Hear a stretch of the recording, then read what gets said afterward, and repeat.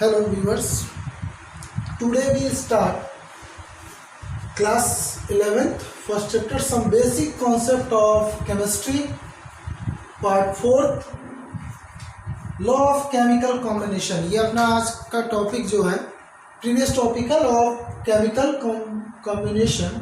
इसमें हमने फर्स्ट और सेकंड जो लॉ थे इसके law of conservation of mass and law of constant proportion इसको हमने प्रीवियस वीडियो में देख चुका था, स्टडी किए थे। आज हमको थर्ड इसमें पढ़ना है आपका law of multiple proportion. Multiple means more than two, multiple. तो इसमें इन 1804 जॉन डाल्टन, 1804 में जॉन डाल्टन ने इसको इस लॉ को जो है आपका अप्लाइड किया या इस लॉ को जो है वो डिस्कवर किया, एक्सपेरिमेंट किया इन्होंने। इसने बोला when two elements combine to form two or more than two chemical compound. मतलब कोई भी दो एलिमेंट्स आपस में जब कंबाइंड होंगे, कंबाइंड होकर के form two or more than two, मतलब दो या दो से ज्यादा कोई भी केमिकल कंपाउंड्स फॉर्म करते हैं। तो ऐसे केस में then the masses of one of the elements, जो आपके टू एलिमेंट्स थे उसमें से वन एलिमेंट का जो मास है, the masses of one element which combined with a fixed mass of the other. तो आपके टू एलिमेंट्स है, सपोज मैंने एग्जांपल देखिए, एग्जांपल को देखेंगे तो ऑलरेडी क्लियर हो जाएगा, ये वेरिफिकेशन भी हो जाएगा। ये जो है आपका first when two elements, so we use two elements nitrogen and oxygen to combine to form two or more than two types of chemical compounds like nitrous, first आपका nitrous oxides, second N2O2 nitric oxide, third nitrogen trioxide, fourth nitrogen tetra oxide and fifth nitrogen penta oxide. ये आपके more than two आपके chemical compounds form हो रहे हैं when nitrogen and oxygen combine to each other form more than two compounds like nitrous oxide, nitric oxide, nitrogen trioxide, tetraoxide, pentaoxide. Then the mass of one of the elements like nitrogen, the mass of one of the elements which combine with a fixed mass of the other। तो आप देखिए N2 means nitrogen जो है इस element का जो मास है वो फिक्स्ड है, बट अदर एलिमेंट्स जो आपका है ऑक्सीजन वो क्या हो रहा है, कंबाइन कर रहा है किससे, fixed mass of the other elements. So bear a simple ratio of the one another. तो इसका जो रेशियो बनेगा ऑक्सीजन का, ऑक्सीजन के मास रेशियो जब हम कैलकुलेट करेंगे तो वो आपका क्या आएगा, एक सिंपल होल नंबर में या सिंपल रेशियो में कन्वर्ट हो जाएगा। Nitrogen atomic weight of nitrogen is 14, so number of nitrogen atom in here 2, so 2 into 14 28 when the ratio of mass of nitrogen and oxygen masses ratio, so nitrogen 28 14 into 2 and oxygen 16, here 28 ratio 16 into 2 32, next here 28 ratio oxygen here 3 try, so 3 16 into 3 48, next 28 ratio 64, here 28 ratio 80। So we conclude that the masses of one of the element which combine with a fixed, the masses of one of the element means which elements, oxygen, combine with a fixed masses of the other. तो fixed mass किसका है भाई? Nitrogen 28, 28, 28, 29। तो nitrogen का मास जो है वो fix है। अब जो अदर एलिमेंट है मतलब कौन सा आपका?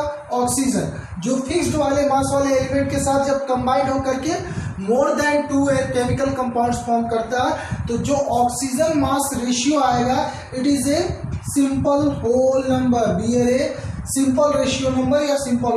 16 1 जा 16, 16 2 जा 32, 3 जा 48, 16 4 जा 64 and 16 5 जा 80। So here found a simple ratio number 1 ratio 2 ratio 3 ratio 4 ratio 5। ये हो गया आपका वेरिफिकेशन जो इस लॉ को वेरीफाइड करता है। तो सिंपल है। Law of multiple proportion in 1804 John Dalton gave this law। According to John Dalton said that when two elements combine to form 2 or more than 2 chemical compounds, then the masses of one of the elements which combine with the fixed masses of the another elements bear a simple ratio to one another। Like example, we use two elements like nitrogen and oxygen with combine to each other and form more than 2 chemical compound like nitrous oxide, nitric oxide, nitrogen trioxide, nitrogen tetraoxide, pentaoxide, N2O2, N2O, N2O2, N2O3, N2O4, N2O5। So the ratio of the masses of oxygen is combined with the fixed masses of nitrogen form a simple ratio of these masses like 1 2 3 4 5। ये तो हो गया इसका verification जो इसने law को verified किया। अब बात करते हैं लिमिटेशन। मतलब एक ऐसी पोजीशन है जहां पर ये लिमिटेशन जो है वो मतलब ये लॉ आपका अप्लाइड नहीं होगा या जिसको हम बोल सकते हैं कि ये लॉ आपका फेल्ड हो गया। The law failed when they applied of some organic compounds. Some organic compounds that means compound of carbon. When the carbon combine with hydrogen form multiple types of hydrocarbons like methane, ethane, C2H6, C2, C3H8, methane, ethane, propane, butane, pentane, etc. But this is failed to law of multiple proportion। Why? What is the reason? Due to the carbon has a unique properties। Carbon की एक special या unique properties होती है of linking itself. ये एक दूसरे के साथ कंबाइंड हो जाते हैं। मीन्स कार्बन और कार्बन ये बीच में जब बॉन्डिंग क्रिएट करता है तो carbon and carbon single, double and triple bond create करते हैं लाइक दिस। और जब कार्बन कार्बन जो इटसेल्फ लिंकिंग का जो प्रोसेस है इसको हम बोलते हैं कैटिनेशन। कैटिनेशन जो प्रॉपर्टीज है इसकी वजह से ये जो है आपका लॉ ऑफ मल्टीपल प्रोपोर्शन को फॉलो नहीं करता है। और जब बिटवीन 2 कार्बन सिंगल बॉन्ड होता है तो ऐसे केस में जो मासेस रेशियो होगा वो डिफरेंट होता है। But between 2 carbon number of carbon are same but between 2 carbon have double bond, triple bond. तो जैसे ही जैसे बॉन्ड क्रिएट होगा यानी बॉन्ड इंक्रीज होते हैं तो ये जो मासेस रेशियो होता है वो आपका जो है डिफरेंस होने लगता है। और डिफरेंस होगा तो इसमें एक ऐसी कंडीशन आती है कि जो आपका कार्बन एंड हाइड्रोजन का जो रेशियो बात करते हैं हम, तो carbon atomic weight 12, hydrogen atomic weight 1। That means the mass of hydrogen which combine with the 12 parts of masses of carbon are 2.4, 2.5, 2.33 which are not is a simple whole number। तो ये simple whole number में convert नहीं हो पाता है।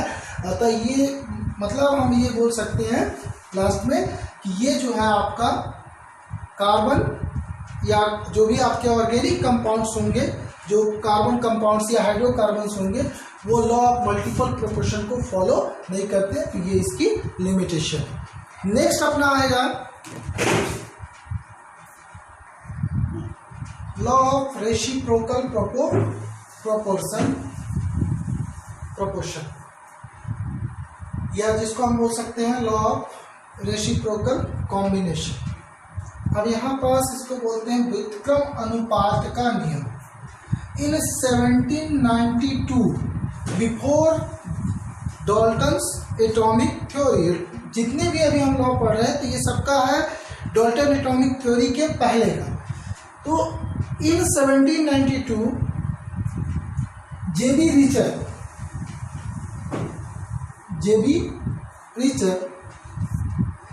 gave this law, the ratio of the masses of two elements like A and B which combine separately with the fixed mass of third element।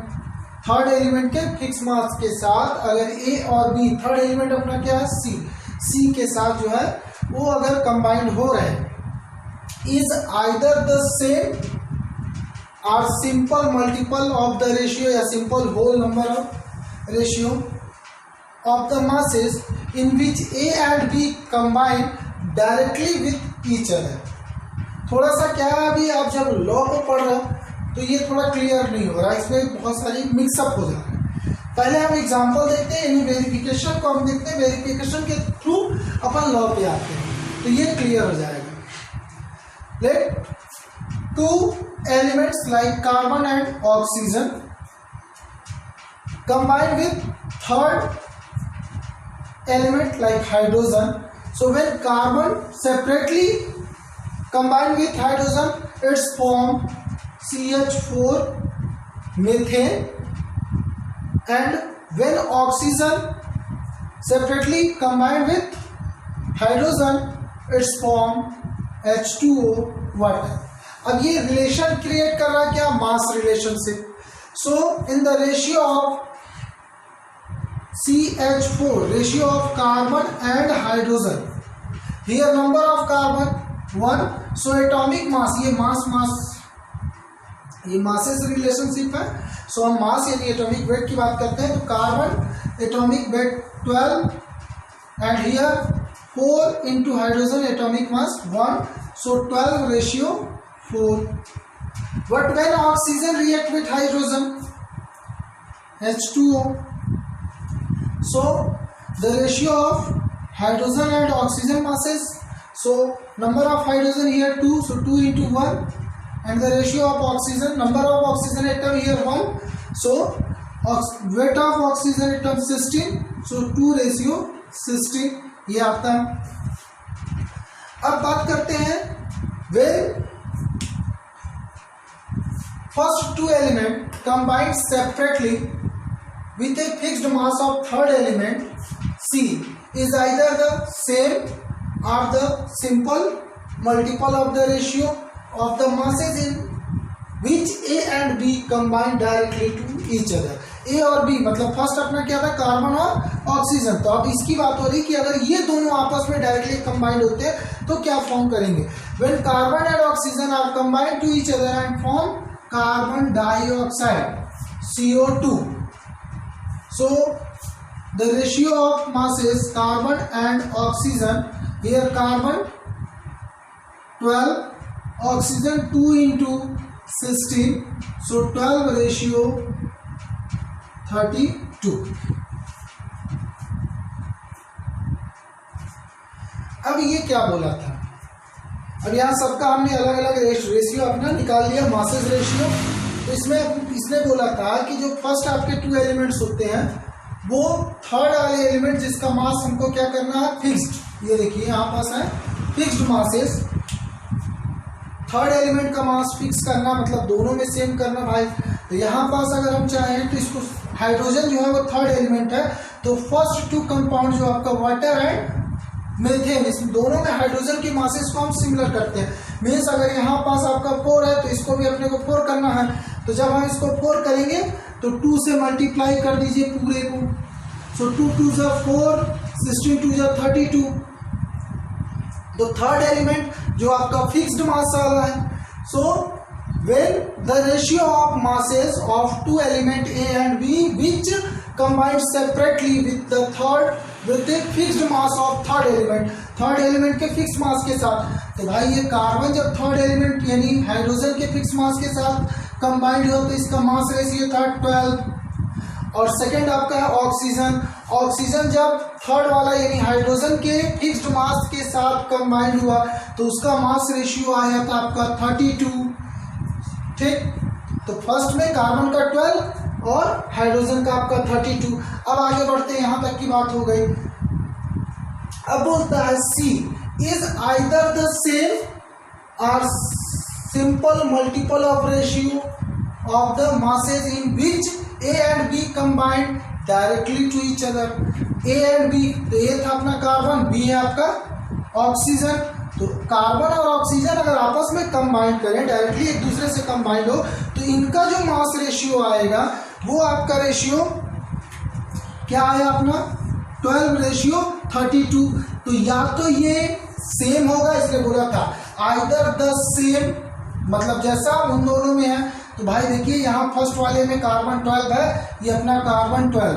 Second वाले में इसमें देखिए ऑक्सीजन आपका 32, ये ऑलरेडी आपका ऑक्सीजन 32। तो इसने क्या बोला था, see is the either the same or the simple multiple of the ratio, या फिर उसका सिंपल मल्टीपल रेशियो। तो अगर सिंपल मल्टीपल रेशियो में कन्वर्ट करें तो यहाँ देखिए 4 1 जा 4, 4 3 जा 12, 1:3, 4 1 जा 4 एंड 4 8 जा 32।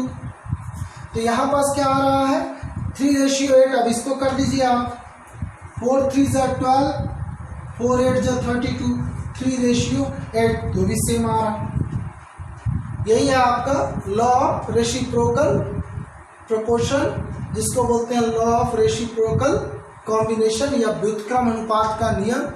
इसको 1792 में जेबी रिचर ने इसको डेवलप किया, इस लॉ को। और इसमें ये बताया कि कोई भी दो एलिमेंट है वो किसी थर्ड, मतलब जो कोई भी दो एलिमेंट पर्टिकुलर किसी थर्ड फिक्स मास वाले एलिमेंट के साथ जब अलग अलग कंबाइंड होते हैं तो उनका जो मास रेशियो आएगा वो वही होगा, या तो उसका सिंपल होल नंबर होगा, जैसा कि वो दोनों आपस में जब कंबाइंड होते हैं तब होता है। यही आपका लॉ ऑफ केमिकल कॉम्बिनेशन, और एक एग्जांपल के थ्रू हमने इसको वेरीफाइड कर लिया। Okay, law of chemical combination में आपका लास्ट और फिफ्थ आता है गैलुशॉक लॉ ऑफ गैसियस वॉल्यूम। तो जैसा पहले ही मैंने बताया था प्रीवियस वीडियो में आपको, जब हम स्टार्ट कर रहे थे लॉ ऑफ केमिकल कॉम्बिनेशन, तो मैंने बोला था ये टोटल 5 लॉ हैं, बट इसमें जो first second third fourth means law of chemical combination में जो आपका पहला था law of conservation of mass, law of constant combination, third था आपका मल्टीपल प्रोपोर्शन, फोर्थ था आपका रेसिप्रोकल प्रोपोर्शन। तो ये जो लॉ थे वो मास मास रिलेशनशिप को क्रिएट करते थे या उसको जो है डिस्क्राइब करते थे, यानी मास मास रिलेशन के बेसिस पे थे। बट ये जो लास्ट आपका है गैलुशॉक लॉ ऑफ गैसेस वॉल्यूम, तो ये आपका वॉल्यूम रिलेशनशिप क्रिएट करता है। मीन्स रिएक्टेंट एंड प्रोडक्ट के बीच में आपका जो रिलेशनशिप होगा वो वॉल्यूम से रिलेट होगा। तो volume means occupy the space, जितना वो एरिया कवर करता है, जितना वो जगह घेरता है, वही आपका है वॉल्यूम्स।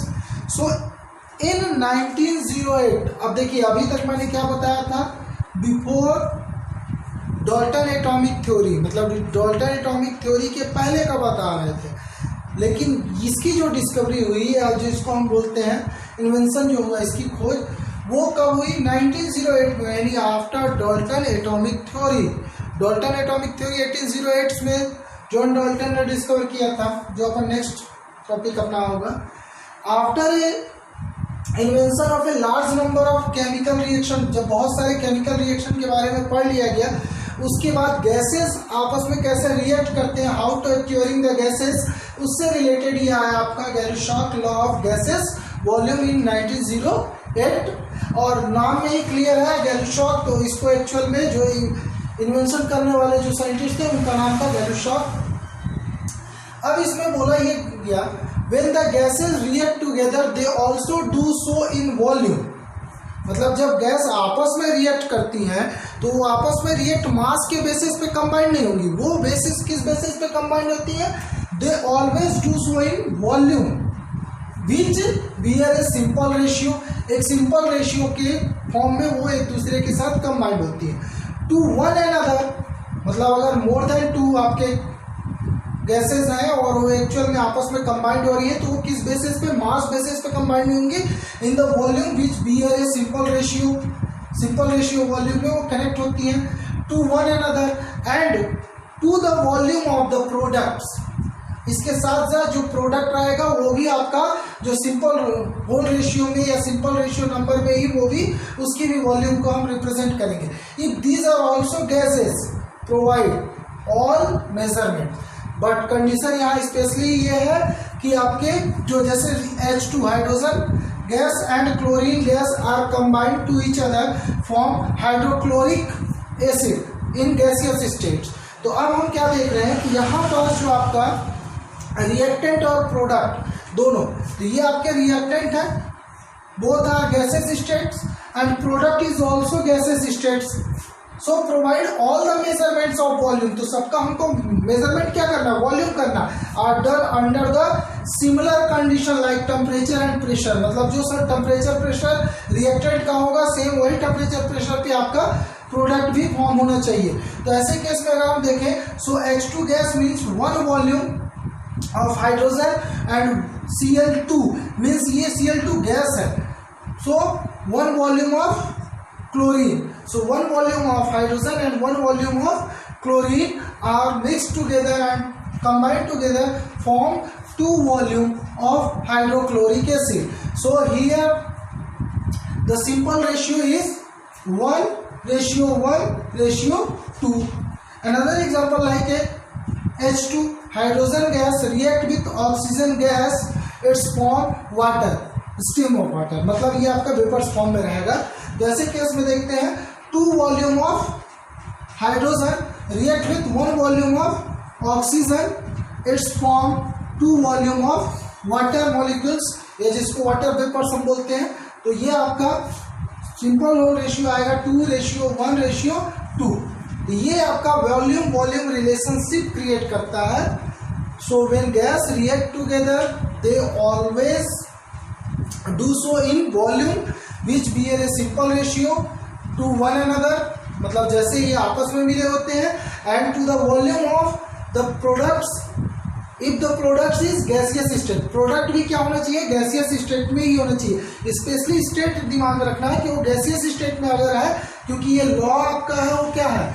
गैसियस वॉल्यूम के लिए कर रहा है, यानी गैस ही वॉल्यूम में आपका जो है वो रिलेशनशिप को क्रिएट करेगा।